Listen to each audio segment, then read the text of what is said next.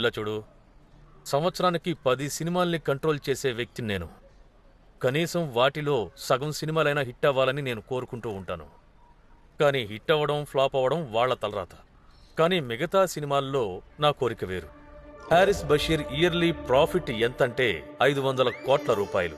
అందులో 30% అయినా అతను గవర్నమెంట్కి ట్యాక్స్ కట్టాలి. అంటే ట్యాక్స్ రూపంలో 150 కోట్లు కట్టి తీరాలి. హారిస్ బషీర్ గ్రూప్ చేసిన చివరి 2 సినిమాలకి బ్లాక్ బస్టర్ ఇమేజ్ ఉన్నందువల్ల వాటి ట్యాక్స్ వేరు. ఇందులో ఆయనకి సినిమా ఫినాన్షియల్ లా అనేది వరంగా మారింది. సరిగ్గా ఆ సమయంలోనే మంచి విఎఫ్ఎక్స్ సెట్ వర్క్ ఉన్న ఒక స్క్రిప్ట్ కోసం వెతుకుతాం. 10 కోట్లు ఖర్చు పెట్టి ఆ సినిమాకి 35 కోట్లు ఖర్చు పెట్టినట్టు చూపిస్తాం. తర్వాత దానికి ప్రమోషన్స్ ఏమీ చేయకుండా ఫ్లాప్ అయ్యేలా చేస్తాం. ఆ తర్వాత మొత్తం 35 కోట్లు మాకు లాస్ అని లెక్క చూపిస్తాం. అప్పుడు హారిస్ బషీర్ గ్రూప్ మొత్తం రెవెన్యూ నుంచి 35 కోట్లు తగ్గించి ట్యాక్స్ కడితే సరిపోతుంది. ఎంత ఎక్కువ లాస్ అవుతుందో ట్యాక్స్ అంతా తగ్గుతుంది. నీ సినిమాకి ఎలాంటి పబ్లిసిటీ ఉండదు, మంచి థియేటర్స్ కూడా దొరకవు, దానికి సరైన షో కౌంట్ కూడా ఉండదు. ఇది పుట్టుకకి ముందుగానే మరణాన్ని నిర్ణయించిన సినిమా.